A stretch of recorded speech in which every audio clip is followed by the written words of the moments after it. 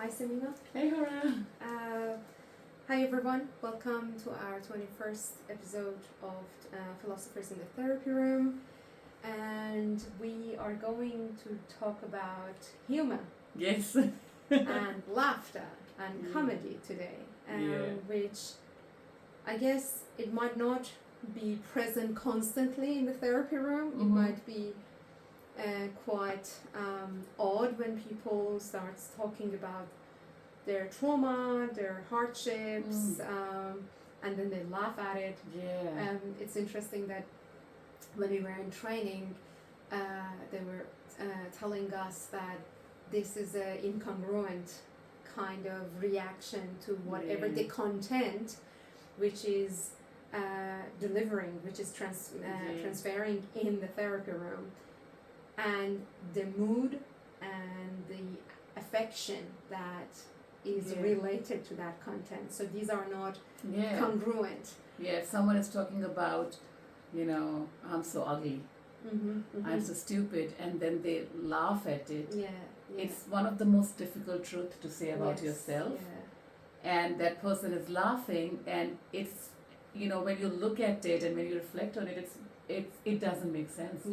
Because if someone admits such facts about themselves, if they believe it to be a fact, it's something worth crying. It's a spot you where can see that it is painful. It's painful. However, in that moment, that person is actually expressing laughter and humor, and that's something we just kind of click that what's happening, let's explore it. Like, we understand that this person is not actually happy about it, but just to make it lighter, just to show that, oh, I'm not impacted by it, I'm okay. They use it as a mechanism, but we thought it's worth digging deeper. What is going on in humor and laughter in the therapy room, but also overall in performances, in political way of in comic ways of expressing political ideas, and talking about what's happening in the world, socially, politically, and morally. So just digging deeper into that concept. And so we are going to discuss humor from a couple of different perspectives. Maybe from psychoanalysis mostly, and because Freud had a quite deep engagement with the idea of comedy, jokes. Freud. Jokes play a huge role in the unconscious and subconscious, and that's a very big part of Freudian. And then you can see the following and the trend of joke and comedy and humor in Lacan. Lacan also had a huge deal on this content. And then Samima, you gonna engage with the idea of laughter from a more existential point of view. Perspective, Okay, so let's start unpacking it from the existential perspective. Okay, I'm kind of lost. Let me get to the point. Okay, let's begin with a little bit about personal thing. I'll begin with, why this topic became so important to me, because I am quite uncomfortable around humor. Not as such that, it's a bad thing. I use humor in my everyday life. However, I find people who make humor their entire personality really problematic. And so I, as a joke, I used to say to my son that, out of all the halal and legal professions, you can do anything, but you cannot be a magician or a stand-up comedian. And that's something that, I said to him so many times that he does remember really well. And then I added academia too. You cannot be an academic. Anyway, and the reason I felt that way was that people whose entire personality is about humor, I find something is missing with them. I find that they somehow make something too big very light. Things that are really important, things that are really problematic, maybe hurtful, somehow become so mundane and laughable. And I feel that their entire point is to kind of get through the laughter of other people, to making other people laugh, they somehow feed into their ego in terms of like somehow get some sense of superiority, like I'm untouched by this. You know, so especially the self-deprecating laughter, the laughter where you showed the problems in your culture, the problems in your family, the problems in your personality, your parents. I laugh at it when I listen to the comedians, but I find it so problematic that you are kind of making everything naked in front of everyone, and I felt that that's a way of a very weak person just pretending to be strong by saying that, haha, I'm laughing at it, and that's why it's nothing big. So I just found that something is wrong with the personality of the people who are stand-up comedian. So we were talking about it, and we started thinking about what is happening with laughter, why comedy has such an appeal, why do people go pay money and sit in a room for an hour where someone is holding a mic, standing up and saying things that are really mean, they are really hurtful, and picking up on people, picking up on cultures, picking up on individuals and just tearing them apart. And through our discussion, we found that when we look at it existentially, like we went to Nietzsche, we saw a little bit of Kierkegaard and Camus, and they found that this idea of laughter or humor is basically a way of dealing with the absurdity.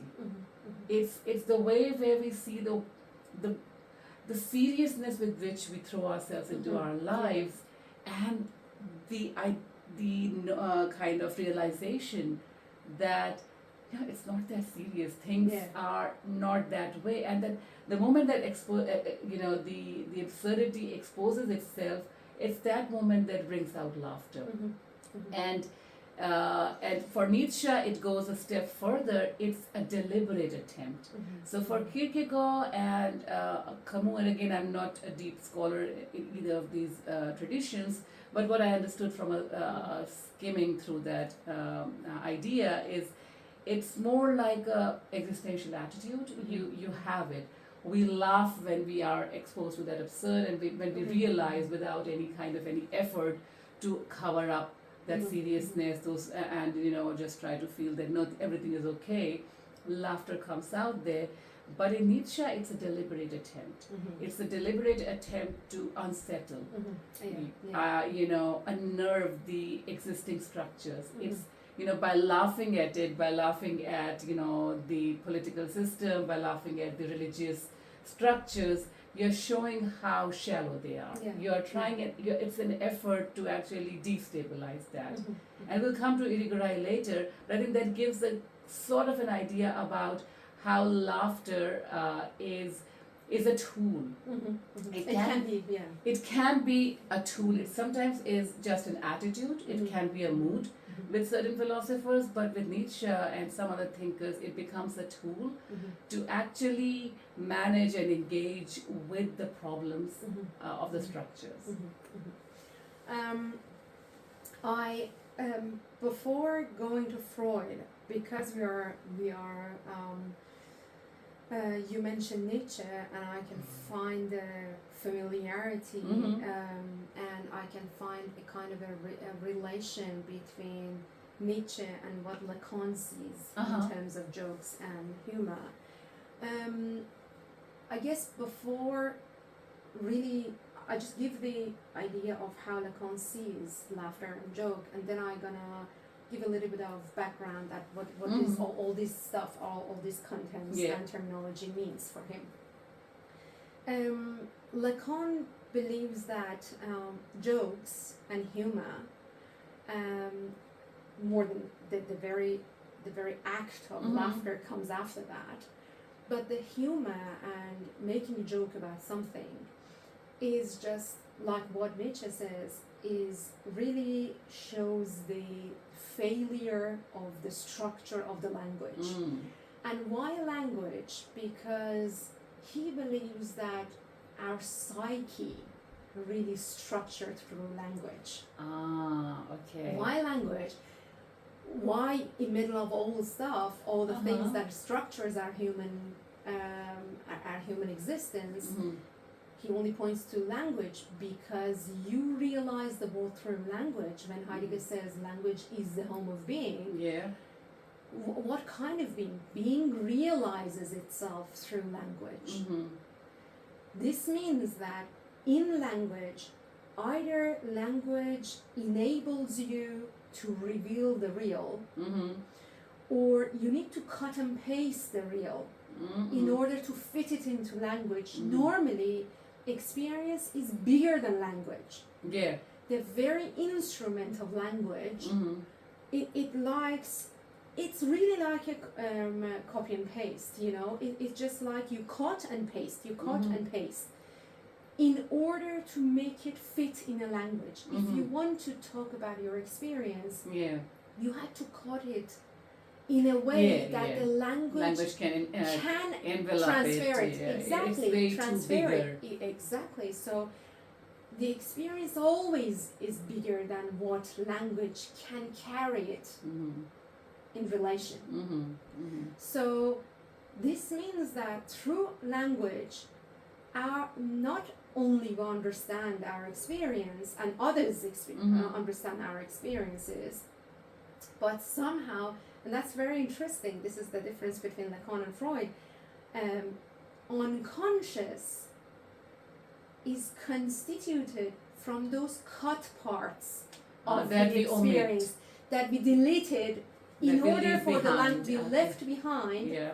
in order make sense. to make a sense of our experience within language, through language. Mm-hmm. Mm-hmm. Okay, so that means we're always saying something and we leave behind an unsaid, A very big part. very big part, and unsaid. That unsaid, it is not that why it is unsaid, because language never gave me the possibility to include it. Yeah. And again, language is structured by Exactly. what's happening around you, History, political power. geography, politics, science. So it's all human world. It is really Institutions and everything, they make your language, and that is true. whatever they consider sayable Yes. or worth saying, that's it. included. Worth saying, sayable, allowed to be said, Yeah. praised to be Not said, important enough. punishable if it's said. Look, all of this comes with it's all about the power. Yeah. It is the power structure that allows us to say something Yeah. and leave certain stuff But- unsaid. But what's left doesn't dissolve, or It goes into it makes the unconscious. it sits there bubbling underneath. That's it. It sits underneath. It's under the carpet. Yeah. Because we experienced it. Yeah, it is You cannot part. say It's it part is of there. our world, but Very not true. part of our language, not part of our conscious, not Because part it's of the our conscious. understanding. The conscious is the Mhm. one that is related to the language. Yeah. You know, Yeah. and that language makes the real for us. Mm-hmm. Yeah. Okay, Real So- is what's comprehensible. it is comprehensible. what is It's sayable. transferable. It is sayable. It is shareable. Yeah. So, and when you make a joke, you somehow find some cracks Mm-hmm. in the symbolic order. This is Mm. Lacan's word. Language is a symbolic order. Mm. In a symbolic order, you find some cracks. Some real can ooze out. Mm-hmm. Mm-hmm. Some part of the unsaid can be said Yeah. from the cracks that Yeah. you found Mm-hmm. in the symbolic order. Yeah. It could be something very overtly repressed, or something which you don't even are aware of it being repressed, and somehow the jokes allow it to come out to the surface, and Very true. and that's where it creates this release. It's a release. It's a release, and it's interesting because Freud talks about jokes as a release of what is repressed. Mm. This is very similar to Lacan, but Lacan talks about the structure of the consciousness, the Mhm. structure of the human psyche. Yeah. But Freud talks about the content. Yeah. What what is the content? The content is the repressed. Is the cut from the real.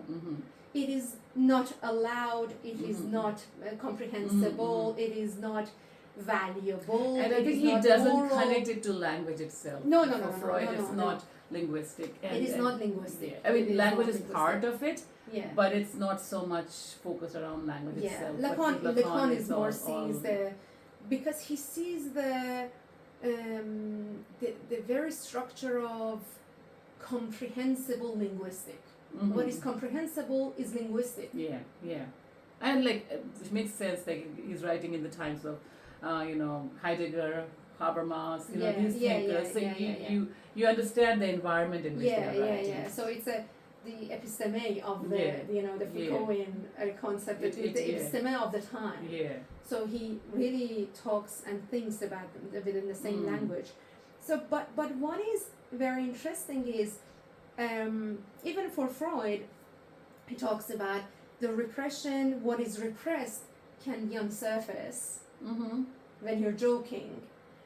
Joke is the resurfacing something that was repressed, either by moral structure, either by religious structure, either by your family value structure.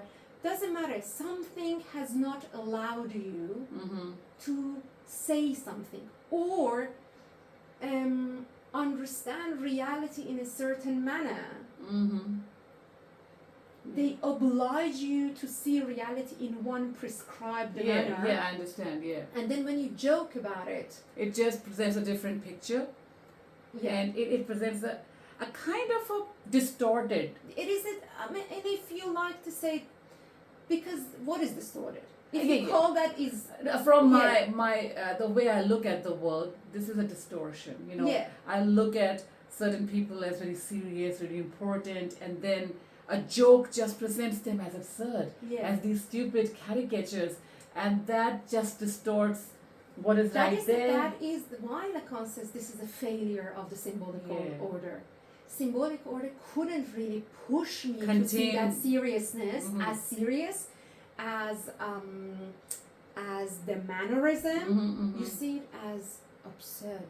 What is this? Symbolic always wanted to make me see that person as a very symbol of mannerism. And then I said, this is absurd. This doesn't have any meaning. And it doesn't, like I was thinking that it doesn't need to be always political as such. I mean, we're not saying that, but rather the world always, as you said, is selection.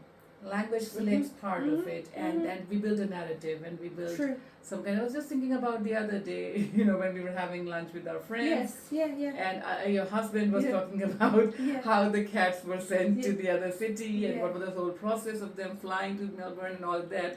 And he wanted to say that you are not allowed to sedate them, and he said you're not allowed to seduce them.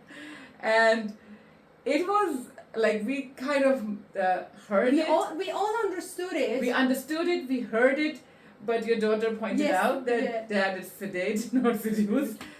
And the moment she said it, the absurdity of situation, seducing a cat. It just we were out. And just when you imagine it, it's basically the narrative is that this is what you do. This is the process. And seducing the cat just disrupted that whole narrative. The whole narrative. And that's why it was uncontrollable. It was not just something wrong. It's not about, that, you gave me misinformation. It was just the absurdity, the total reversal of what the narrative was about, that how to treat your cat before sending, don't sedate it, and so sedating is a possibility. Now this new script is saying seducing is a possibility, and we just lost it. And that's what it is all about, that that which just kind of not proves the structure wrong, but rather just makes it ridiculous. It just ridicules the structure, and that's where it is such a different force than revolt or kind of disagreement or it's like opening another possibility. yeah, You know, it's like opening another possibility of another relationship. yeah, You and know? and because I think one thing that I was thinking in terms of, if you want to take it into political or any way in terms of as a deliberate act, what it does is that it denies to talk with the serious. Yeah. You know, if I want to say something against what you have said, I need to speak the same language. Yeah. And what joke does is, by not taking the serious seriously, it says that I'm just joking, and it just closes all possible, because it knows that the serious will not allow me Yeah. to express myself. Yeah. So it just kind of changes the rule of the game, Yeah. Mhm. and it plays by a very different rule. Yeah. And that's where it has this brilliance of addressing the problematic without actually letting the serious answer it. Yeah. Serious You cannot defend totally it. change the game. You totally change the game. The You serious don't- cannot defend it. It's not about dialectic. It's not about Right. even a dialogue. There's no dialogue, No. because it knows that the serious will shut me up. It's the language. Yes. It's the structure. It will shut me up. If I say that, seducing the cat is a possibility, it will Yeah. shut me up, Yeah. because sedating is the only possibility. Yeah. And by that joke, it just shows that the absurdity of the situation. It questions the serious, yet without having a dialogue. So Mhm. that's such an interesting thing in which humor works on a very different level. And I just during the 12 days of war between Israel and Iran, the amount of jokes in a heightened situation, that there were no internet, or internet was very unstable, and we didn't have connection to our families back home. It was just chaotic, and the level of jokes that surfaced from the people that were actually Going under through. the raid, they were really under the bombardment. I felt puzzled that how people can even laugh at such situation. This is a situation of terror. How Mhm. someone can laugh, how someone can make joke out of it. Yeah. How can someone see a possibility of a joyous moment Yeah. in a terrifying narrative, in a terrifying event? Yeah. That was my biggest, and it's interesting because my husband has such an attitude, and I never understand it. Mm-hmm. And I can really, I struggle to understand how he can laugh at some miserable moments, because I'm, and it's interesting because this is the difference between comedy and tragedy. In tragedy, you soak in the sadness and in the sorrow. You accept it. You accept it, and it's so, you really soak in it. But comedy, you stand above it, you Yeah. laugh at it. Yeah. And Misery becomes something to laugh at. To laugh at. When you look at the practical comedy, that kind of physical situational comedy, someone is beaten on the head yeah. and you're laughing, doing. Yeah. I can't laugh at it, Yeah. to be honest, because there's certain things that I find it impossible to laugh at. But kids find it funny, and they just go crazy Yes. when they see certain things. And that's the thing, you're not soaked by that pain, that suffering, and somehow see a possibility of And I would like actually to get back to whatever you mentioned here, that why you cannot laugh at certain stuff, and I cannot laugh at any kind of misery. Mm-hmm. I cannot laugh at any kind of misery. misery. For you, there are some stuff that are Yeah. not laughable. I think Yeah. it's impossible for you Yeah. to laugh at. And it was really interesting because I was thinking about why, and then why am I different? It is interesting because when you look at Freud and what Iranian does, Freud says this is the most mature defense mechanism Yeah. against the absurdity of the real. Mm-hmm. The real is so painful Yes. that superego sympathizes with you. It's like that. Don't be sad.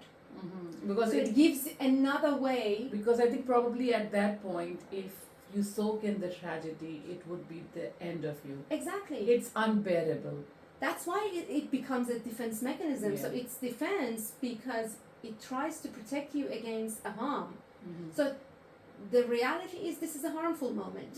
Yeah. But how you want to deal with it? Either you soak in it, or you try to do something else. Defend yourself You against deny it. it. You close your eyes, freeze. Yeah, you become.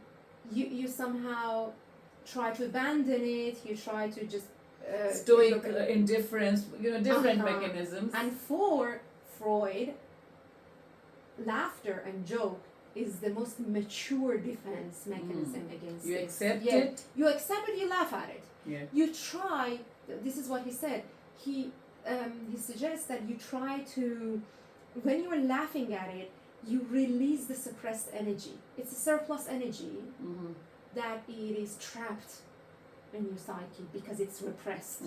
You felt it, but it's repressed. So by laughing at it, you release that trapped energy, and you somehow you become you stand above the misery instead of just submerge in it. So this is the way that you protect yourself. And I was thinking about and if I want to see in a Lacanian sense that why Iranian, and it's so interesting, Sarima, because I guess if you go back to Iranian history, at the time of, after, I think in Pahlavi dynasty, and around Qajar and Pahlavi, you can see so many, I think it's the whole history of, even in literature, you can see, even Saadi had some poetries were just, it's comic. It's a comic poetry. And you can It's see absurd comic poetry. it's an absurd comic poetry. And sometimes what is this? Why they laugh? Even this is not laughable. Yeah. For me, it is not laughable, at least. So it's a kind of, I think this is a Iranian defense mechanism. It's in a collective psyche. Yeah. In a collective consciousness of Iranian psyche. This is a method, this is exactly what Nietzsche says, that it's a method of revolt. Any time that you can see in the history of, in the political history of Iran, that there is a authoritarian and a utilitarian regime that try to impose one mode of reality, one narrative, one only single narrative of the real. You can see in the literature the jokes and the comedy and the satire. So it's all about a, no, I don't accept this narrative that you're trying to impose. But it is through children's stories, through vulgar jokes, exactly, through all of that, it tries to actually just subvert what's imposed. And what because is it's not allowed to say it in seriousness, because there's no possibility of having multiple narratives on that subject. There's no possibility of dialogue. And it's going to suppress you anyhow. And as I said, humor totally actually denies talking to you on serious terms. I'm a joke. Yeah. I'm a clown. Look at me. I'm a clown. Yeah. Why are you taking me seriously? I mean, we know that jesters people use the jesters in royal court, especially with Henry VIII, who would chop everyone's head. That any bad news they wanted to break or anything they wanted to get to the king, they would use the jester because no one takes him seriously. He's making fart noises, he's doing stupid things, and by doing all of that, he would say things that are not possible to be said in seriousness, however the message gets across. and no one can accuse him because I'm stupid, I'm a fool. Mhm. Why are you taking me seriously? If you are But the taking me- message is transferred, the content is there. Yeah. The content is bare and naked in front of the authoritarian regime Yeah. that wanted actually to impose one very kind singular narrative of the real. Yeah. And the content is, no, I'm just not taking it serious. Yeah. This is what I say, but I just use it in a... So Mhm. I'm really subverting, and I am unsettling the structure of the language, the symbolic order. Mhm. I challenge the symbolic order by making a joke out of it, Mhm. by making dark humor. Yeah. That is exactly dark humor. Dark Yeah. humor is the suppressed, the oppressed, the unsettled reality of the oppressor, that I just put it in front of the oppressor. Yeah. But at the same time, I was thinking about what's wrong with me? Yeah. Why I can't cannot laugh? Yeah. What's wrong with me that I cannot laugh? Right. Misery. With the things that my husband can laugh at, we were through that 12 days of war together, but I was just soaked in tear, and he was just angry and laughing at the jokes. Mhm. I don't look at these Iranians are hilarious, and I couldn't see how this really been done. And I thought about, there is something really, I need to just get back to my childhood. Something hooked me there. Okay. And I realized that my dad is a very serious man. Oh, We okay. never Ah, been allowed To to laugh. tell joke. Okay. Telling joke was the cheapest thing that you would do at home. And this is all about our family. All of my father's side is like that. Okay. We don't joke. Okay. The first time that I my didn't husband... know that. I'm learning. Cinema, it's the so first much time about- that my husband told a joke and we were just married. Look, I think I lost the whole... Respect for him. Not only respect, I was full of terror that how my dad would Would deal with react. it. Did you Because tell him if- not to tell jokes to your dad? After that, I said, how dare you to tell such a thing to my dad? We don't joke at home. And it was so interesting that my dad could get it and even laughed at it. Yeah, but it was for you. But it was for us that, no, we don't laugh at jokes. We take the misery serious. And we deal with misery in its most serious way possible. Mhm. So I realized that I think bearing the pain and bearing the witness of pain Mhm. was a value in my family.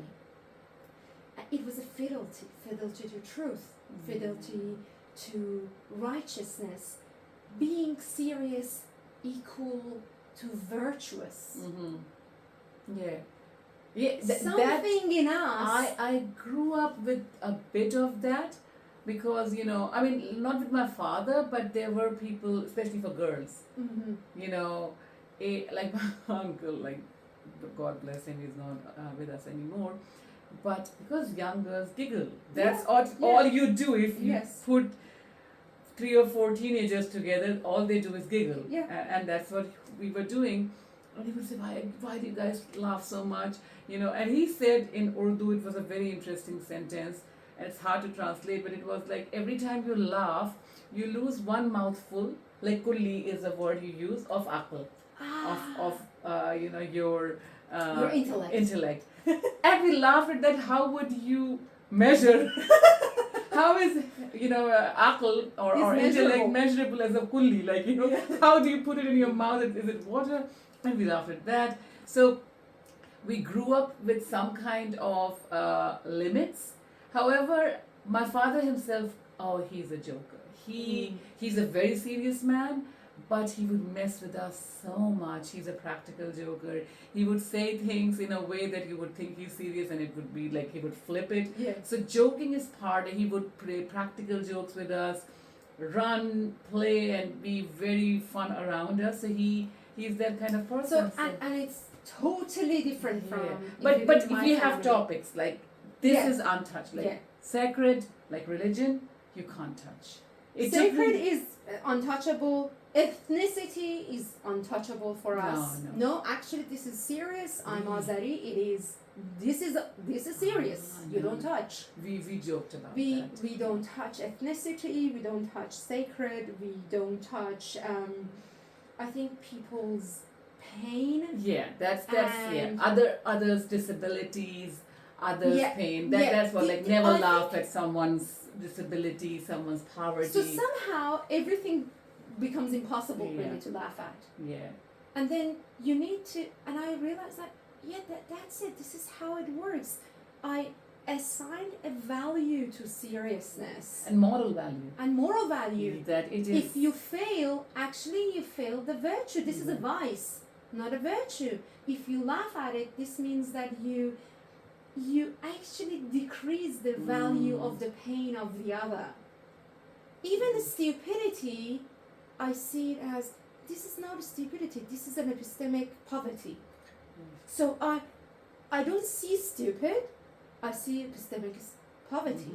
So I cannot laugh at the stupidity. So it's all about, I think it was, when I was thinking, why I cannot laugh at that?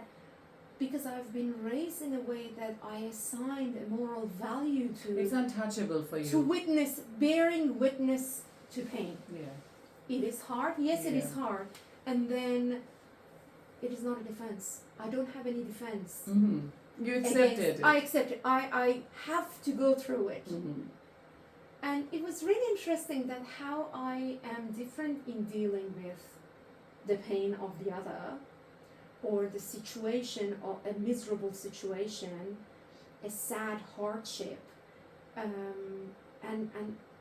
Interestingly, many Iranians can make a joke and laugh at it because it's unbearable to Yeah. hold. Yeah. And I was just reading about, like, when we laugh, the way it physiologically, it was so interesting to see how it starts in the brain and then different parts of your body, your, vocal cord, your chest, your lungs, everything is involved. But it also actually engages both your sympathetic nervous system and parasympathetic nervous system, which means that your heart rate goes both up and comes down. Yeah. So that's why it was a release. Mm-hmm. Because it like, I was doing a DBT training recently, and what they do is, what they try to do is, when you are in a very crisis-like situation, to bring you out of that crisis, one of the trick is to, like, for example, one of them was, I think, muscle relaxation. You tense the muscle and then relax it. Tense it, relax it.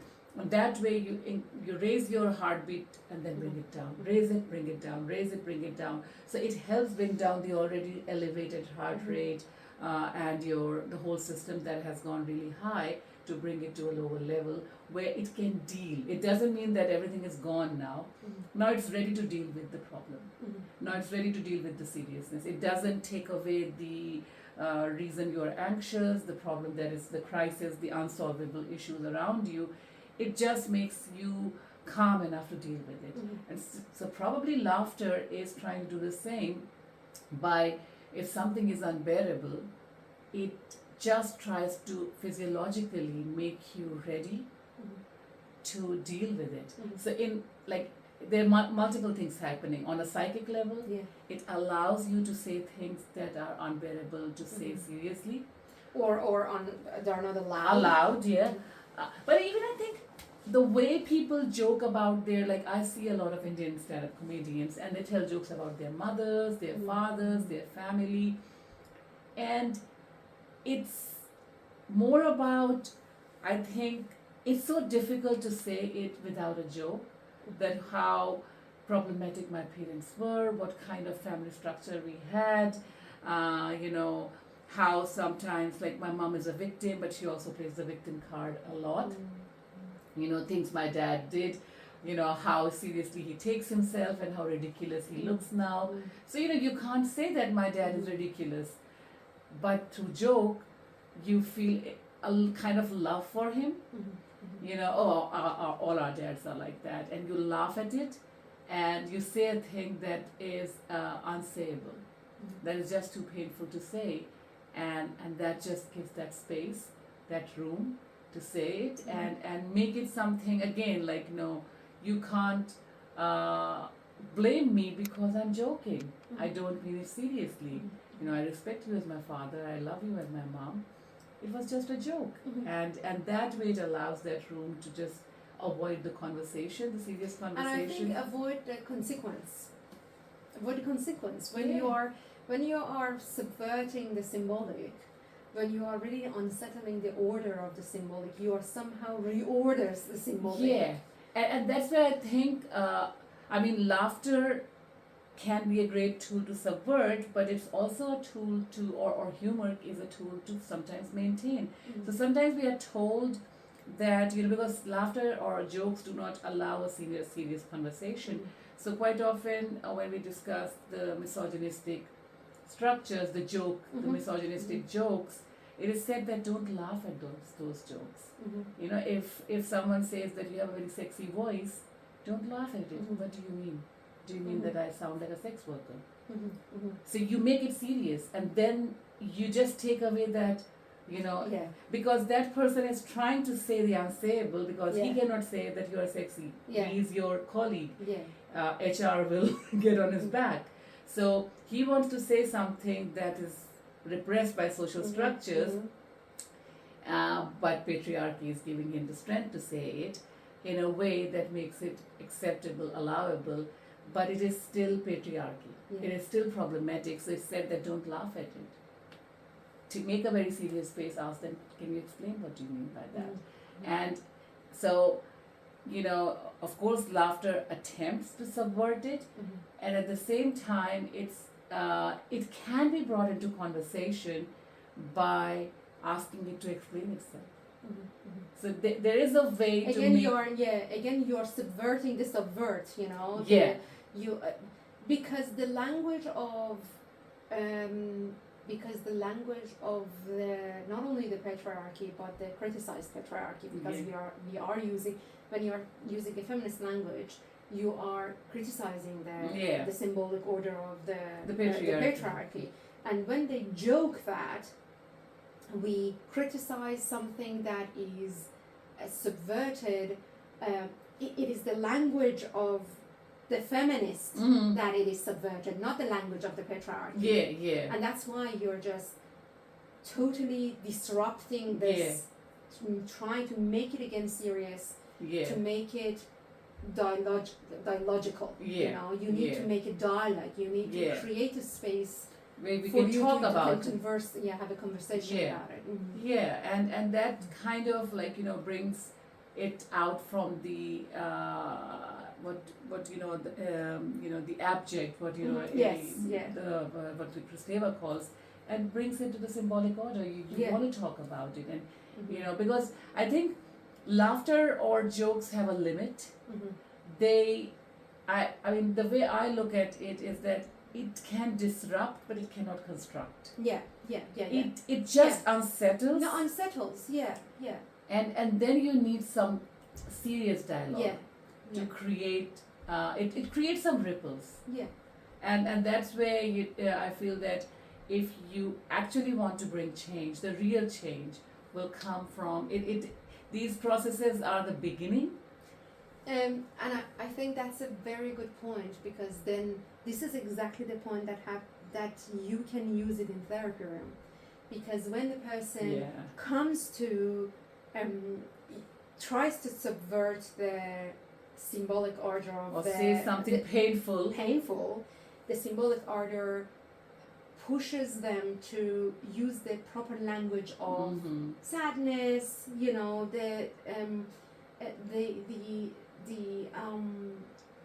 the face in pressure, the intensity in the body, but they try to subvert that, and then you can see the attempt of the client to subvert the language of the ordinary, and you try to make your room for the new language to come to the fore.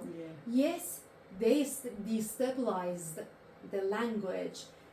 By sympathizing, you allow the new language, which is the language of the client, to talk about their pain, not in a way that I expect, but in a way that they feel like it. So it's a kind of a allowance. If I can, you know what, I think the first time that Dennis told us that a therapist should have humor, Look, I just lost myself. I don't have it. I cannot be a therapist. It is still so painful for me that I cannot use humor. I don't have it. Really, I don't have that.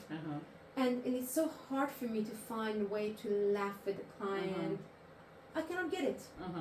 It's so hard for me to create that moments. But now I can see that when the client comes with the humor, the client wants to unsettle the very stable waters of the language that it is set for a therapy dialogue. And I think it's also, when I look at humor from the client, the way I feel it is that, you know, there are things that they are ready to say. You know, there are things that they discuss. And there are things that are so painful that they're not ready to say it. Like, for example, when people joke about their weight, we often joke, like, especially women are very conscious of their weight. And the ones who take it as a humor and say that, oh, I'm so fat all the time, I think it's the most difficult fact for them. For them, yeah. Because the ones who are saying, I want to lose weight, they are more comfortable with the fact that they are overweight. I'm not saying that they are or not, but I'm talking about the way they look at their own weight and their own body image. The person who jokes about their weight all the time is most uncomfortable with it. Yes. And they are not able to take it seriously. Yeah. And the jokes, I think, wherever jokes are coming out, especially about the deprecating jokes, the jokes that are insulting to you or your family, my own inkling is that they're always about something that's deeply discomforting and deeply painful. And it just allows the room to say it without saying it too seriously. And as therapists, I don't go there all the time. I read the room based on how the client is feeling, but I do address them that it is a very painful thing, but you're laughing. What's going on? I just point it out, and they say, what can I do? What can I do about it? So you can easily see that that's a defense. Yes, it's a mature defense. And but sometimes that opens the room. But it's still a defense. And so I think it's a good thing to think about that. Laughter is a defense. It brings out something that is underneath, bubbling. It helps your body relax in that moment. It brings you out of that crisis kind of physiological situation. And it offers the possibility of building something new, but not on its own. It just opens up a window, and then, you take it further. So I think when we look at, for example, let's go to the political, the environment of stand-up comedy, where we started. And what they do is, like, there's a lot of, noise that is not worth mentioning, but there are certain kinds of narratives that emerge, political jokes, social critique, cultural critique. And the point of all that is to build awareness, so that the next generation of people would actually, through their practices, subvert and change real practices.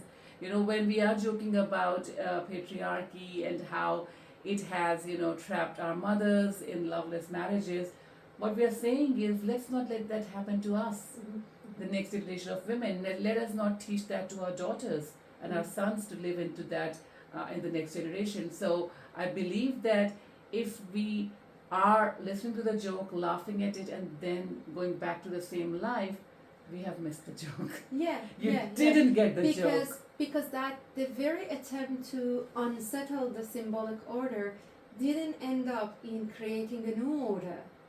You know, I think that, and I think that in the therapy room specifically, you know, we randomly joke, and it's just more like a defense mechanism, really. But when we are thinking about the political jokes or dark humor, these are unsettling moments. But this means that a new order should come if the attempt should be fruitful. And I think it's like when I was thinking about, just for example, when I listened to something and things that, for example, religion was very sacred for me, and I couldn't joke about it, and now I'm able to. You know, so there are things that are sacred. I don't want anyone to touch them and kind of, you know, make it dirty. So there are certain things that are too sacred for me, and I don't like any joke about it. But there are areas of religion that I'm quite, you know, open to listen to jokes, especially practices, our identities, culture. And what that joke does now is, when they are, like, for example, when we watch Good Omens, I love that show. It kind of jokes about the whole idea of creation, the whole idea. I am a believer. I believe in you know, the stories and everything. However, by listening to those jokes, a good place, the whole idea. The whole idea of calculation of good and bad. So what it does to me is that I cannot go back to this idea of I know the truth. I am open to that. This is what I believe in. However, there are other possibilities, and that's how these jokes have helped me to actually accept the ambiguity and ambiguity of existence and knowledge, and, you know, be able to be more open. So, I mean, it will depend upon what joke we are talking about. Sometimes the joke might expose the cracks so big that you cannot go back to the to the first all to the very order, because it takes away the entire respect you have held for that serious thing. It just kind of, like, you know, brings down that edifice, that whole thing, that you cannot go back there. So it depends on the joke. However, if it is a joke about something and it doesn't unsettle you, then you miss the point. You didn't get the joke. It was just a release, but it didn't touch deep enough, because the whole point of the joke was that it was able to show you the absurdity. With the problem of taking something so seriously and just accepting one narrative and not being able to, you know, think about the other possibility. And that's where I think the whole point of joke is. I would still not allow my son to be a stand-up comedian. But that's the thing. So I guess because it is not deep down embodied, the whole knowledge, you know. And that's the thing, you know, whether I would laugh in the next war at the misery of people, or people of Tehran is dealing with the lack of water, the lack of enough water. Am I going to laugh at it? Am I going to open up myself to the absurdity of the situation because of the terrible wrong decision makings throughout the last 50 years? Or are I going to start again, continue bearing witness to the pain and feel the pain with them? I don't know. But at least I know that I did that because I assigned that status, that position, that posture to a certain value. I gave a value to that posture. While maybe my husband has given a value to laughing at the situation and not taking it seriously. Maybe it's still too painful for him. Because there are people, like my own mechanism is quite often, when I think about my country, what's happening in India, all of that is to have a distance. Because if I immerse myself back into that, it's too painful. So I work through creating this distance that, you know, it's not like they don't concern me, but rather, what can I do? I'm not part of that structure any longer, and being not too involved, not too informed, it just lets me live in peace. I cannot laugh at it.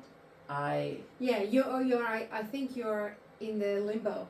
Yeah. Not laughing at it, not crying at it. Yeah. Because if I start crying, I don't know what it would do to me. Exactly. Because totally it would just it could bring me down. It could just make me collapse. So I'm very uncomfortable in that place. So and the hatred and anger, I can't live in that space. So when I see people, the people I grew up with, and this kind of religious zeal that has taken over in India, differences were always there, but people were tolerant. Now it's just this one narrative, and there are multiple narratives, but they are not allowed, and everyone becoming too obsessed with maintaining that narrative that it has become so painful for me that I just feel I want to close that door. I'm not living there any longer. I don't mean to say that I don't care for those people, because they are my people, my family, my relative. However, I feel like they will deal with their life. They're doing what they can do with their lives. And there's some political jokes that I'm okay with, but things that are deep down very touchy for me. No, you're not laughing at it, you're not crying at it. You just kept it on pause. Yeah, it's just that box. Just stand there, and I don't want to get close. And so that's my defense mechanism. I'm not yet at laughter, but I'm not yet ready to immerse myself in. So yeah, I totally get that, it is all about where you place the narrative, where you place what is happening, and what values you have attached to it, and whether you are, subverting requires first of all accepting what's happening and seeing. It's a kind of acceptance. It's a kind of acceptance, but somehow you accept in its absurdity. Not the serious mode. Not the serious mode. Yeah. You just transfer the modality of that real, and you acknowledge it not as serious, not as real. It's an illusion. It's like a caricature. Exactly. It's an absurd. It's meaningless. Yeah.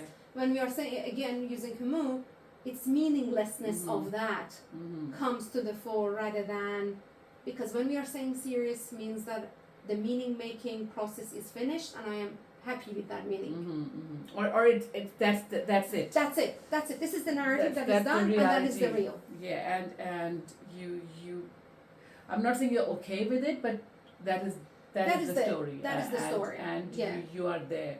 Yeah. And humor helps to just address what is there in a way that is more bearable, that presents an alternate reality that is not there yet could be there, and it opens up a possibility, and so it helps that release. As I was saying, that it helps with the release. So it is a very fundamental human it's a response. Human response. It's a very fundamental human way of being in the world, engaging with the world, and it can be turned into a political movement. It can be used, especially writing, speaking, all of these jokes. There are a lot of efforts about bringing out ways in which they expose how the system is failing, how the system is problematic, just presenting these people who appear these big, like just look at the cartoons, how they just pick up certain features of a person, just elaborate them, put them in a very close to reality, because that's the thing about absurd. Absurd is not something that has nothing to do with reality. It is very close to reality, but a distortion. A distorted picture, and that way it exposes something about the real that is missed in the language, and that's the beauty of it, and that just cracks us open. As we say that probably it's the pain. It is it's the pain of seeing, oh my God, and it just releases something within us. I mean, it would be fun to explore actually, how pain and laughter are connected. I would love to see that. Because usually we see pain and laughter as two opposite ends. But what we are saying here is that maybe they are much more deeply connected they might have a very similar origin. The more unbearable sometimes is expressed in crying, which might be a more, it's not a defense mechanism. Maybe crying is acceptance, and maybe laughing is a denial. In some ways, I think. Yeah, I think that's a good point to bring it back. It's very interesting. First of all, thank you everyone for joining us in this deliberation. It was something that was in our mind for a long time, and especially with that political situation back then, it was really interesting for me that how people who were in the heat of the war could deal with it, and I was that much far from what was unfolding in Middle East. I couldn't bear it, and then with the same household, under the same roof, my husband could laugh with them, and I was like, how come? How on earth that you can laugh at this? So I guess these are very interesting ways of people dealing with the real and whatever is happening to them. But it's worth, I guess, deliberation and discussion. Thank you so much for making this happen. Thanks a lot, Thank you. Thanks, Thank you, everyone. And this would be our last episode, yes, for 2025. Yes, thank you so much for reminding me. Yeah, I think 2 years together, roughly. A year and 8 months. A year and so we'll see you in 2026 now. Yeah, hopefully we can see you in 2026 with new discussions and new ways of maybe connecting with whatever is happening in therapy room and our experiences. And we would love to hear if there's any topic that people would like us to talk about. For sure. Yeah, so that would be another interesting kind of like special episode if you want us to talk about something. Thank you so much, everyone. Have a lovely one. Bye. Bye.